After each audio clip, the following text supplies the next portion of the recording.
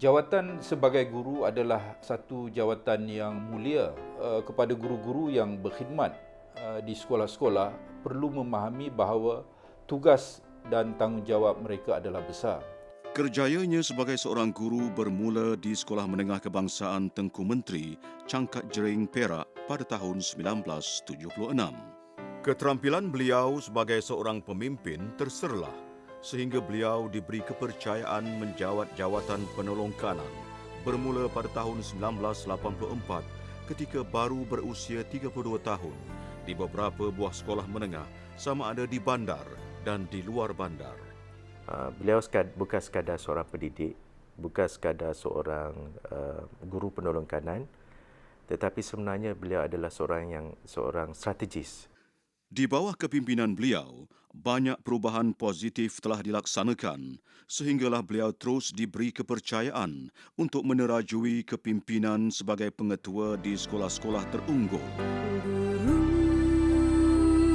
Betapa agungnya tugasmu bagai mentari yang membawa restu menerangi jalanan dan meniti waktu sempurnakan pencapaian. Pengalaman yang luas beliau selama 27 tahun berkhidmat di sekolah melayakkan beliau memegang jawatan penting di Kementerian Pelajaran Malaysia.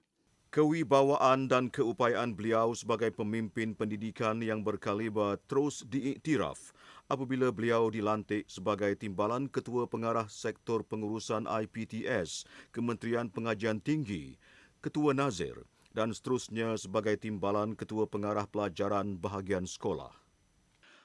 Bintang beliau terus bersinar. Kematangan kepimpinan beliau melayakkan beliau memimpin dan menduduki jawatan tertinggi sebagai Ketua Pengarah Pelajaran Malaysia sehingga beliau bersara. Sepanjang perkhidmatan beliau memimpin, banyak perubahan dasar telah dilaksanakan ke arah peningkatan kualiti pendidikan di Malaysia. Satu daripada dasar yang telah ditetapkan ialah PIPP, Pelan Induk Pembangunan Pendidikan yang mula dilaksanakan pada tahun 2006 sehinggalah 2010. Dan apabila Tan Sri Muhyiddin Yassin menjadi Menteri Pendidikan, ada beberapa lagi dasar yang telah diperkenalkan. Misalnya, satu murid, satu sukan, iaitu untuk menggalakkan pelajar-pelajar kita terlibat di dalam bidang sukan. Selain daripada itu, terdapat juga dasar 9 subjek ataupun 9 mata pelajaran maksimum untuk SPM. Dan satu lagi dasar yang saya kira besar iaitu apabila penukaran dasar PPSMI kepada MBM MBI. Jasa, pengorbanan dan sumbangan beliau terus dihargai dan dianugerahkan beberapa pingat dan darjah kebesaran serta anugerah-anugerah dalam dunia pendidikan negara dan diberi kepercayaan untuk memegang beberapa jawatan penting oleh pihak kerajaan dan institusi swasta.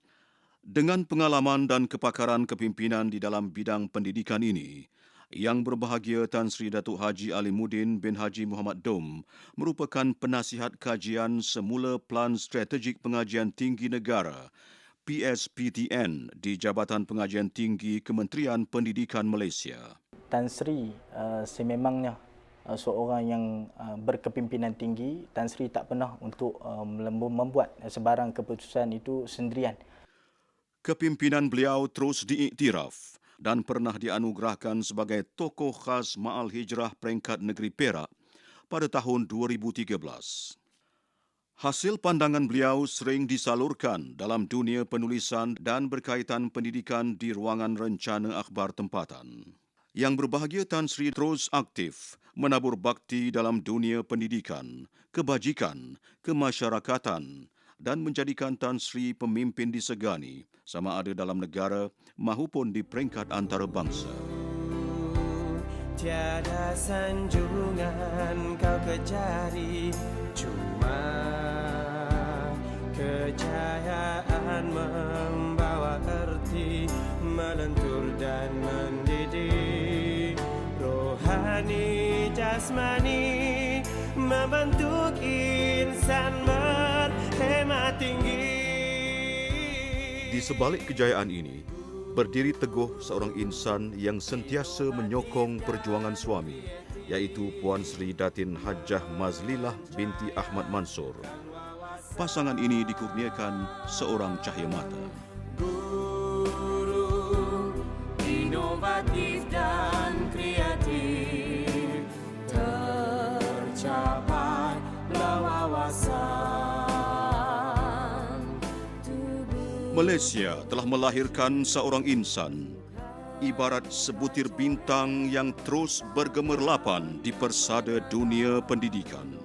Pada hari ini, Yang Berbahagia Tan Sri Datuk Haji Alimuddin bin Haji Muhammad Dong dinobatkan sebagai tokoh kepimpinan pendidikan tahun 2014.